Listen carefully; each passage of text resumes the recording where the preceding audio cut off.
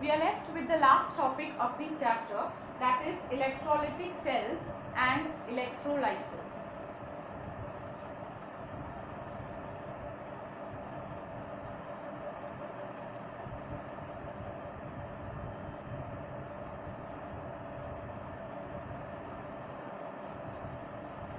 We know that electrolytic cells are those cells in which the electrical energy is used to bring about a non-spontaneous reaction, and this chemical reaction is what we call as electrolysis.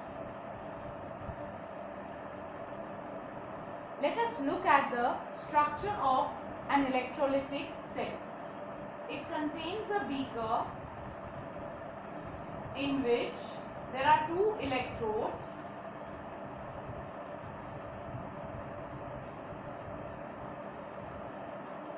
One is cathode,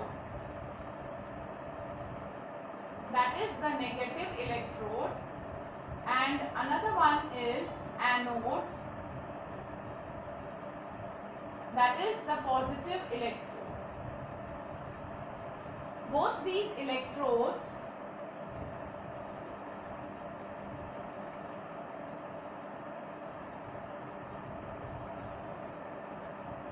are connected to a DC voltage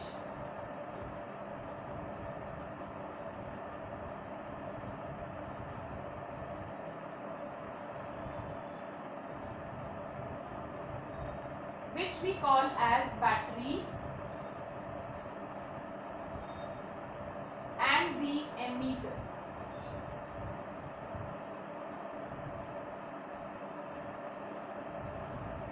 In an electrolytic cell, it is the external source of voltage that is used to bring about the non-spontaneous chemical reaction. One of the simplest electrolytic cell can consist of two copper electrodes which are dipped in the aqueous solution of copper sulfate. Now this aqueous solution of copper sulfate acts as an electrolyte.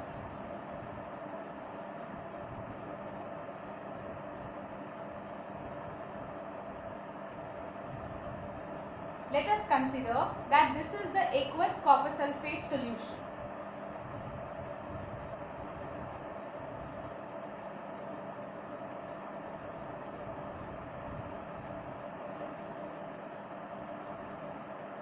When an external source is connected between the two electrodes, the current starts to flow and the process of electrolysis starts, whereby the copper is oxidized at anode and reduced at cathode. So the reactions at cathode and at anode would be, you know the rule, an ox, red cap. So at anode it is the oxidation that occurs and at cathode it is the reduction that occurs. So at cathode, Cu2 plus ions which are in the aqueous solution will accept 2 electrons and will get converted into solid copper. And at anode, solid copper will get converted to Cu2 plus and will lose 2 electrons. In industrial process, the impure copper rod is made as anode. So anode will be the impure copper rod.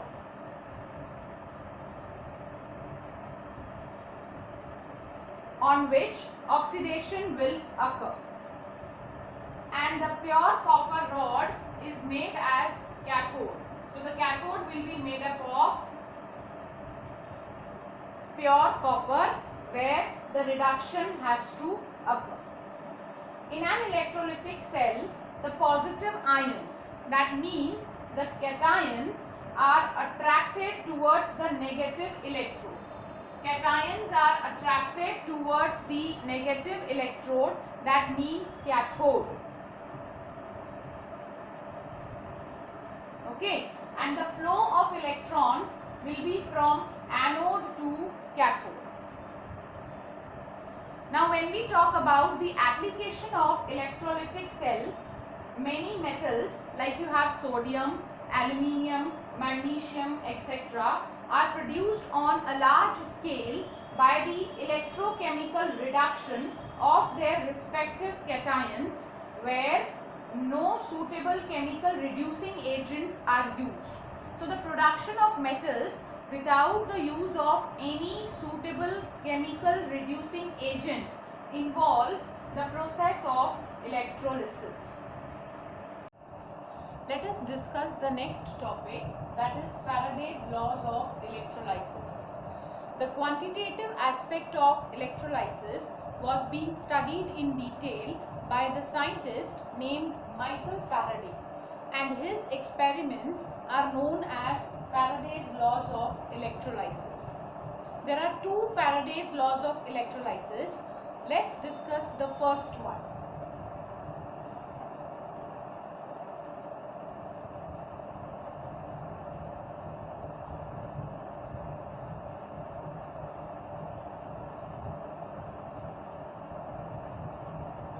Faraday's first law of electrolysis says that amount of chemical reaction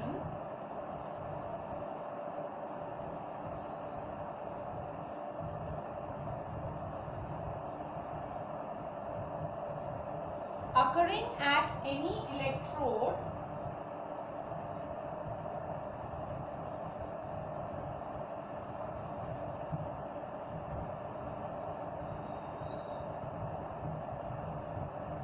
by passing current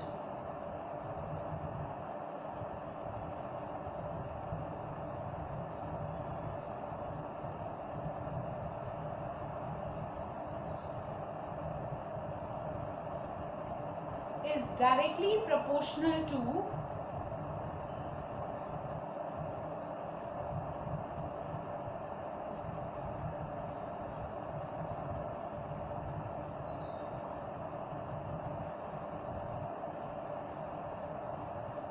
the quantity of electricity passed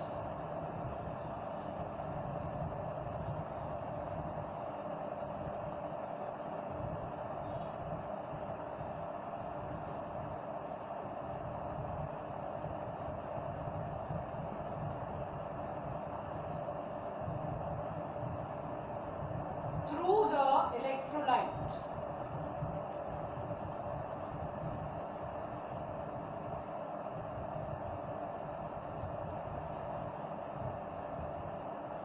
The electrolyte that is taken here can be in solution form or in molten form. Now let us suppose W is the grams of the substance that gets deposited.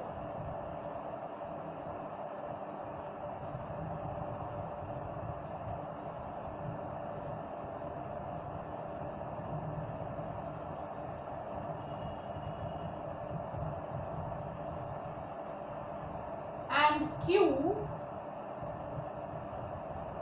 is the quantity of electricity that is passed.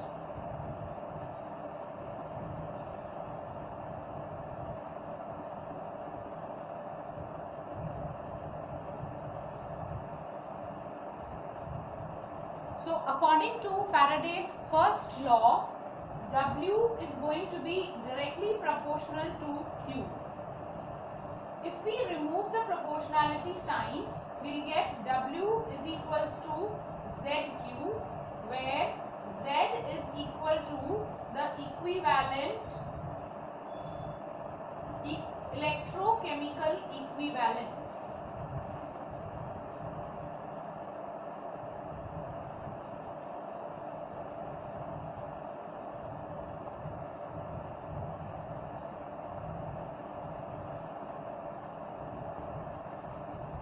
Charge Q is the product of I into T, okay, where I is the current in amperes and T is the time. So we can also write it as W is equals to Z into IT. That's the expression for the Faraday's first law. Let us now discuss the Faraday's second law. This law says that when same quantity of electricity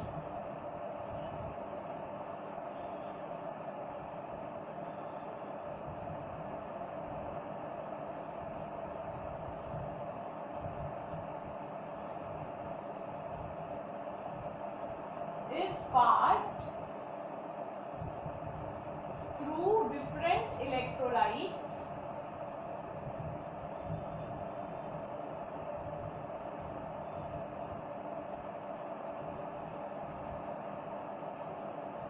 then amount of different substances formed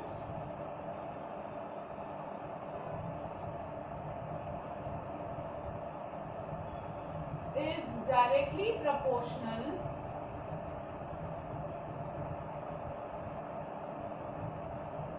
to their equivalent weight.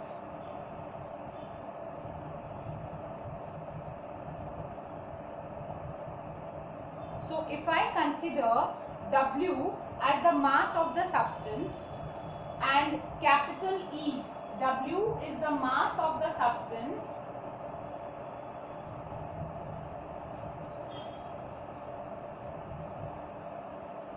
and capital E is the equivalent weight, then according to Faraday's second law, W1 upon E1 is equals to W2 upon E2, which is further equals to W3 upon E3, and so on. Now let us come to the next topic, that is Faraday's constant. As we know that the amount of electricity or the charge that is required for oxidation or reduction depends upon the stoichiometry of the electrode reaction. For example, we take up the reaction where Ag plus, that is silver ion in aqueous solution, accepts one electron and gives silver, that is the solid silver. 1 mole of electron is required for the reduction of 1 mole of silver ions. That's what you are able to see from the reaction being mentioned here. We all know that charge on one electron is equal to 1.602 into 10 raised to the power minus 19 coulomb.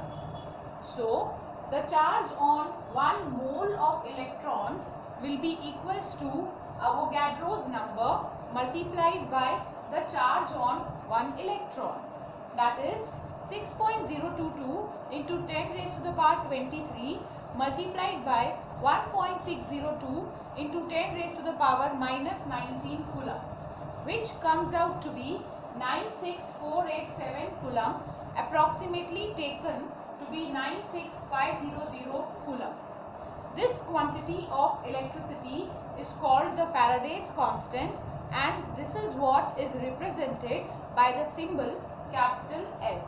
So the value of capital F is going to be equal to 96500 coulombs. Let us now take up the topic, the products of electrolysis. What are going to be the products of electrolysis depends on certain factors. The first factor is the nature of material being electrolyzed. The second factor is the types of electrodes being used. If we are using the inert electrodes like that of platinum or gold, then it does not participate in the chemical reaction and it acts as the source or sink for electrons. But if we are using the reactive electrode, then it is going to participate in the electrode reaction. The third factor is the different oxidizing and reducing species present in the electrolytic cell and their standard electrode potential values. And the fourth factor is that of over voltage. Some electrochemical processes are thermodynamically feasible, but they are kinetically so slow that at lower voltage these do not seem to occur.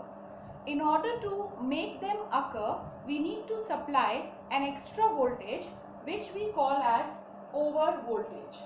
Over voltage is basically applied to remove the kinetic barrier, and it results in the evolution of gaseous products like hydrogen or oxygen in the form of bubbles. Let us now discuss the topic, some important examples of electrolysis. Under this topic, we are going to take up 3 subtopics. The first one is going to be electrolysis of molten sodium chloride. Electrolysis of molten sodium chloride can be represented as NaCl gives Na plus and Cl minus. The reaction at cathode is going to be Na plus will accept one electron and will form solid Na. And the reaction at anode is going to be Cl minus will donate one electron and will form Cl. Two such chlorine atoms will combine with each other to give chlorine gas. So, electrolysis of molten sodium chloride is going to produce sodium metal at the cathode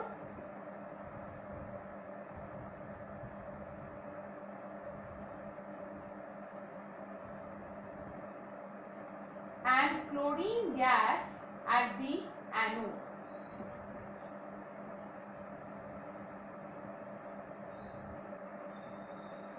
Remember, it is oxidation at anode and reduction at cathode that occurs. Now let us discuss the second case, that is electrolysis of aqueous sodium chloride.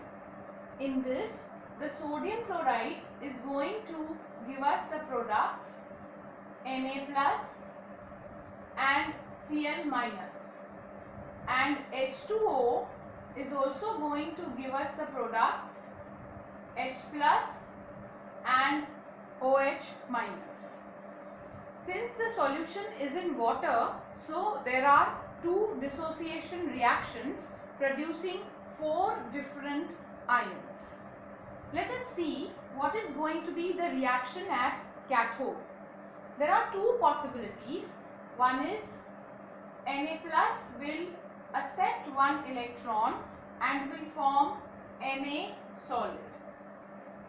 The E0 cell for this reaction is going to be equal to minus 2.71 volt. And the another reaction can be 2H plus will accept 2 electrons and will form hydrogen gas.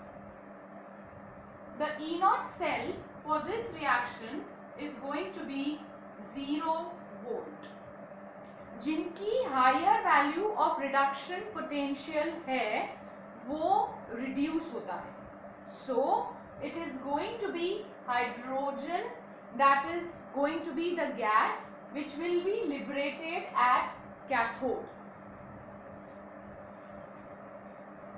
Now let us talk about the reaction at anode. Again, there are 2 possibilities. One is Cl minus will give one electron and will form Cl. The E0 cell for this reaction is 1.36 volt. And the another reaction will be 2H2O minus 4 electrons will give 4H plus O2 gas. The E0 cell for this reaction is going to be 1.23 volt. यहाँ पे oxidation उसकी होगी जिसकी potential value lower है, means that is going to be water. Okay, so but it is seen that instead of oxygen, chlorine is liberated at the anode. So this reaction is not occurring, rather it is the Cl that is getting formed, and Cl plus Cl again gives chlorine gas that is liberated at the anode. So what is the reason behind this? Why chlorine is liberated at anode? There are two reasons for this. Number one is because the solution is concentrated, जिसका मतलब है the chloride ions are more. The second one is over voltage. Second reaction बहुत slow reaction है, तो इस reaction को करने के लिए हमें बाहर से एक voltage apply करनी पड़ती है, जिसको हम ओवर वोल्टेज कहते हैं. अगर हम ज़्यादा वोल्टेज अप्लाई करते हैं तो वो वोल्टेज 1.23 वोल्ट से एक्सीड कर जाती है. अगर वो 1.23 वोल्ट से एक्सीड कर जाती है तो in that case reaction 2 will not take place, but the first reaction is going to occur. So reduction of chlorine takes place preferentially rather than reduction of water. So product at cathode is going to be hydrogen. This is the reaction that will occur at cathode and not this. And product at anode is going to be the chlorine gas. The first reaction is going to occur at anode. There can be a question asked, what is deposited at the cathode during the electrolysis of aqueous sodium chloride? So the answer is going to be hydrogen is the gas that will be liberated at cathode, and chlorine will be the gas that is liberated at anode.